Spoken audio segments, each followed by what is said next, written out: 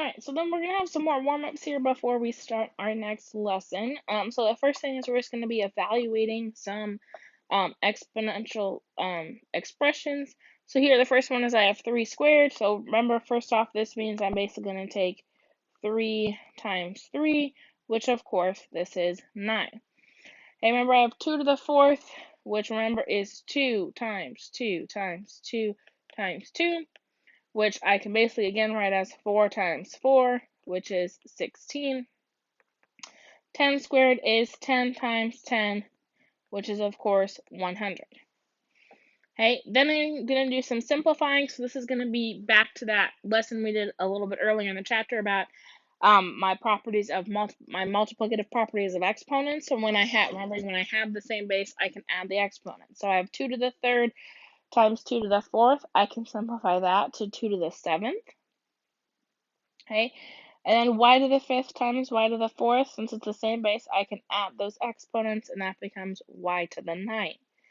And then remembering when I have an expression like I do in number 6, when I have 5 to the 3rd to the 2nd, that is me raising a power to a power. So I can multiply those exponents. So this becomes 5 to the 6th. And then x squared to the 4th becomes x to the 8th.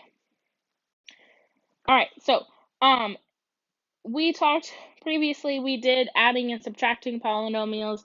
So the next logical step would be for us to do multiplying polynomials. And that's what we're going to be doing today. This is going to be a 2-day lesson, so we're going to kind of do a little bit of the easier side of multiplying polynomials today. Tomorrow's lesson might be a little bit slightly harder, which is fine. But just kind of keep that in mind as we move forward, that this is going to get a little bit harder as we move on. All right. So when I multiply polynomials, we're just going to kind of jump right into our example problems here. So I want to multiply this expression together. I want to multiply together 6y to the 3rd times 3y to the 5th. And when I do that, when I multiply these expressions together, remember these are both monomials. So when I multiply monomials together, I'm actually just going to multiply the numbers together. So I'm going to, in this case, take 6 times 3, and then I'm going to multiply the variables together and write it as one expression. So I know 6 times 3 is 18, and then y to the 3rd times y to the 5th, since those are the same bases, I can add those exponents together. That becomes y to the 8th. Okay, and similarly, so on this one, I have 3n squared times 9m squared n. Okay, you are allowed to multiply these together because when you multiply, they do not have to be like terms. So again, I'm going to multiply all of my numbers together, and I'm going to multiply all of my like variables together. So on this one, I'm going to take that 3 times 9. Then I'm going to take m to the 1st, in this case, times m to the 2nd. Then I'm going to take n to the 2nd times n to the 1st and write all of those as 1. Now, I'm not going to be allowed to multiply the m and the n together since they aren't the same variable, but we'll just write as one expression. So I know 3 times 9 is 27. M to the 1st times n to the 2nd is m to the 3rd. N to the 2nd times n to the 1st is n to the 3rd. And that is my final answer. Okay. So why don't you try these 2 examples on your own, and then we'll go ahead and talk about them. All right. So once again, we're gonna multiply these. I can multiply the numbers together. I'm not gonna break it down into the steps. So 3 times 6 is gonna get me the 18. So I'm not gonna do this middle step here on these example problems. If you need to do that, that's perfectly okay. I'm just saving us a little time. And then x to the 3rd times x squared is x to the 5th. Okay, then I have 2r squared t minus 5t to the 3rd. 2 times 5 is 10. There is not another r term, so I just have r squared, and then t to the 1st times t to the 3rd becomes t to the 4th. And then I can do this, and I can use the distributive property. So we've worked with the distributive property before, right? We know, okay, very similar. We've done problems like this before. Okay, I'm going to distribute that 4 into all of these terms, meaning I'm going to take 4 times 3x squared, and I'm going to take 4 times 4x, and then I'm going to take 4 times -8, right? That's our distributive property, which we've worked with before. And then this becomes 12x squared plus 16x minus 32. What's going to happen now is we're going to start to incorporate variables, where I'm also going to be distributing those through as well. So like here, I'm going to distribute this 6pq, and I'm going to take 6pq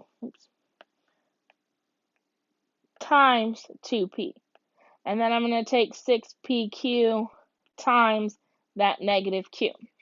Okay, and just like when we multiplied those monomials before, I'm going to multiply my numbers together, and then I'm going to multiply my like variables together.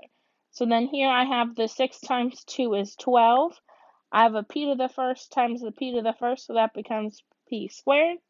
And then I don't have another q to multiply this set of monomials with.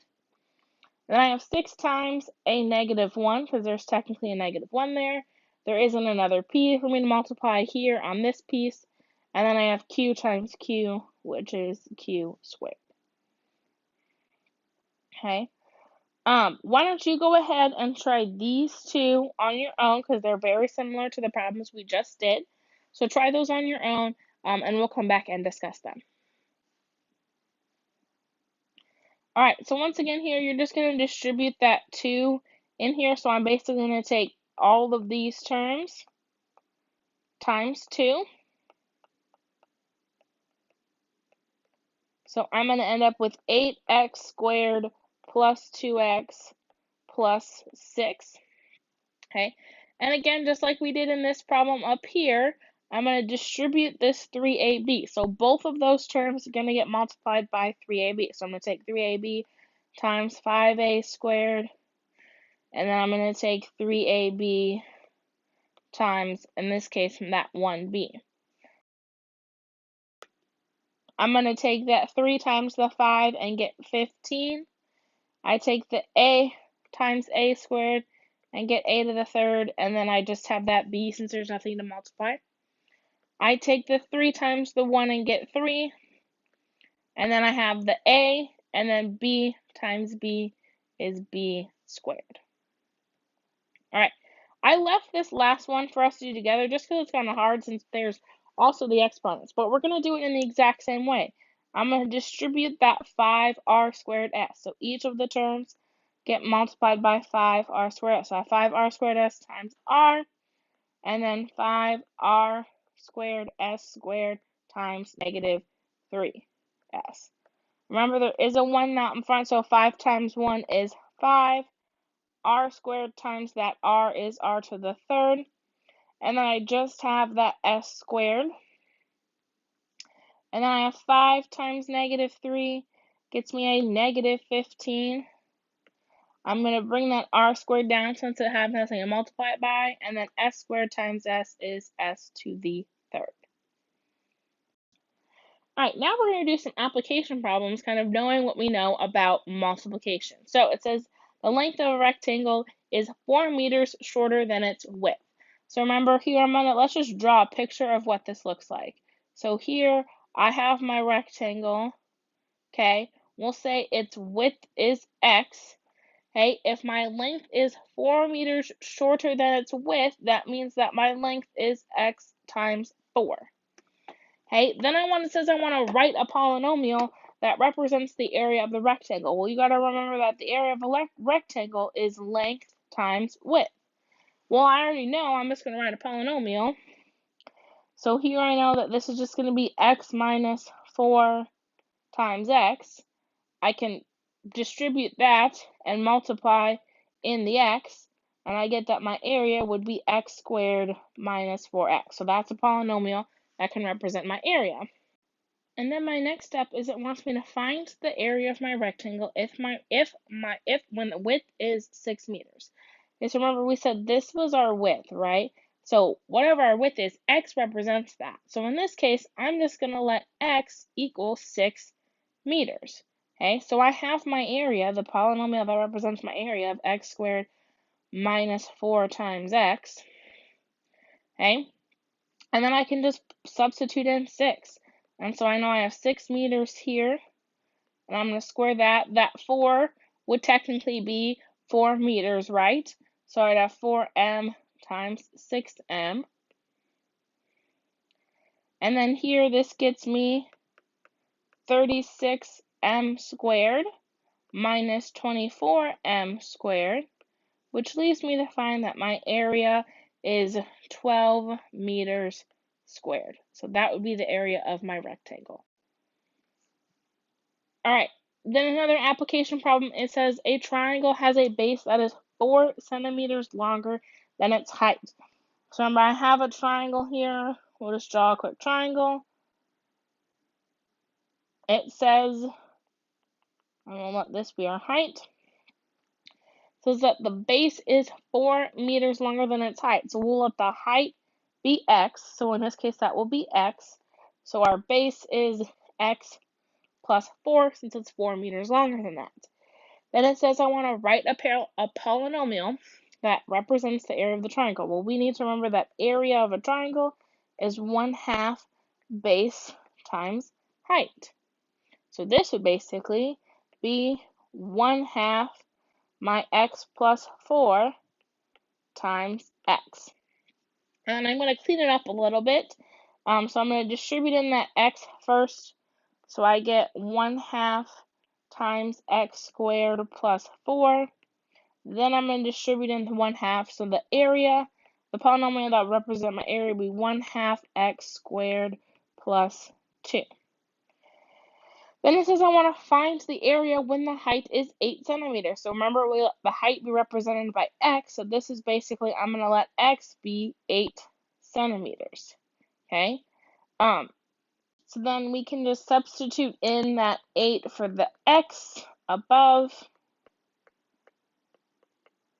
So I get, this is 1/2, so that should be squared, times 64 plus 2, which would get me 32 plus 2. So I get my 34, and then I need a unit, and my area units are always squared, so this would be centimeters squared, would be my final answer there. All right, so then here's just some extra practice problems for you to do on your own. I will let you do these on your own if you need the extra practice. I am going to work through them, but I'm going to I'll work through them just so that way you will be able to see the answers.